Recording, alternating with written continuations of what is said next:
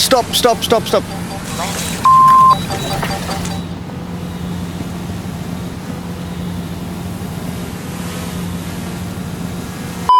So my friend sent me the cheapest 4K drone on Amazon from the USA, and honestly, I was expecting complete garbage. I mean, we're talking about a $200 drone with a 3-axis gimbal, 4K camera and GPS. That's literally half the price of a DJI Mini. But after crashing this thing and testing every single smart feature, I am genuinely shocked at what arrived. Because this is either the best budget drone ever made, or I'm about to show you the most expensive paperweight. So let's unbox this thing and find out.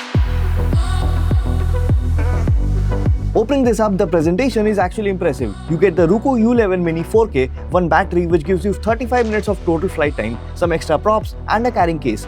And this controller looks exactly like the DJI controllers. This means you don't have to struggle with weird phone holders, since even the biggest phones can be easily installed on this controller.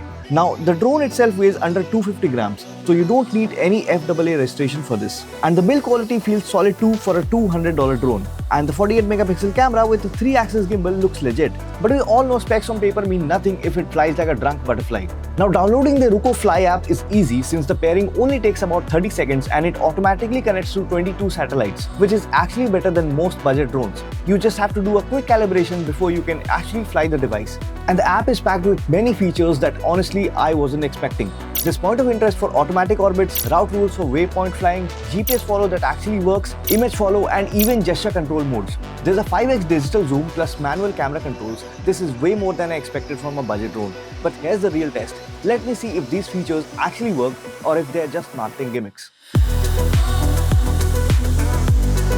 First, take off using the classic down and in stick combo, then just give it a little bit of throttle and wow, this thing is rock solid stable. No wobbling, no drifting, it just sits there like it's glued to the air. Now we tested the point of interest mode first, since this is like having a professional camera operator in the sky, and the drone automatically flies in a perfect circle around it, keeping the camera pointed at your target. The radius and the altitude are also adjustable so that you can get those cinematic 360-degree shots that would take hours to set up manually.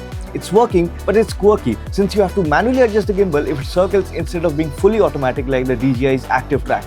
But still, for a $200 drone, getting this feature at all is very impressive.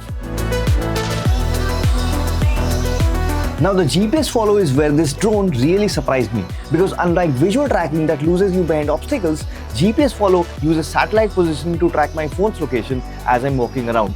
And it's tracking me pretty well, though not perfectly centered, but watch this. I'm going behind this tree where visual tracking would completely fail and GPS follow still finds me. It doesn't panic or hover, it keeps following my GPS signal while maintaining distance and following directional changes, which is ideal for hiking videos, sport footage or any situation where you might duck behind a tree or a building.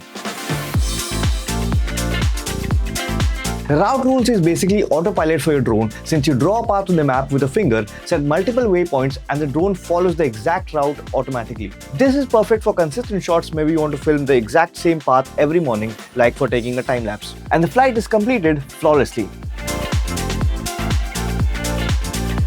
Now the gesture mode feels a bit gimmicky though. You can start and stop recording with hand gestures by waving at the drone. But the gesture recognition is inconsistent, so you'll probably use the phone more often than waving at the sky.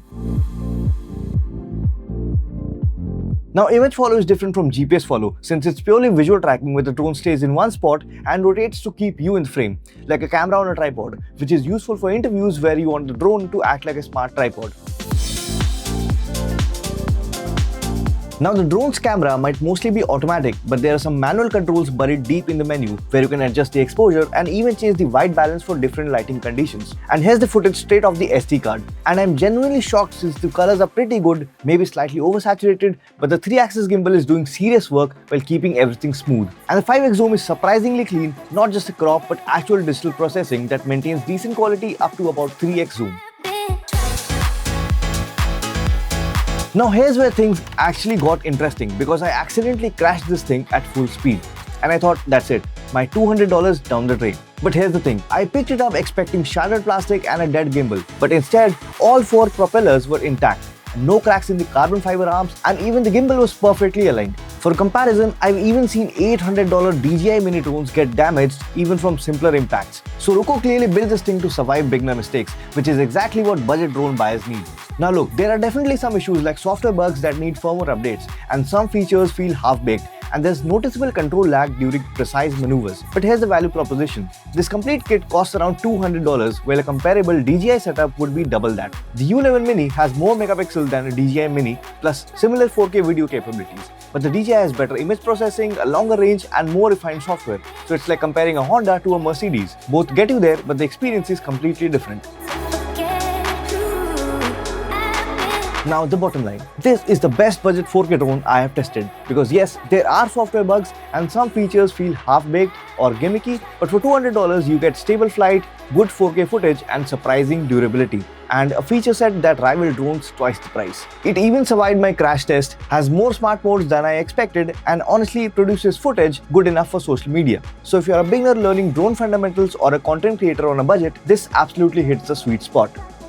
And if you want to see more amazing gadget videos like these, then make sure to hit the subscribe button, and if you want me to review a specific gadget, drop a comment below and I'll see you in the next one.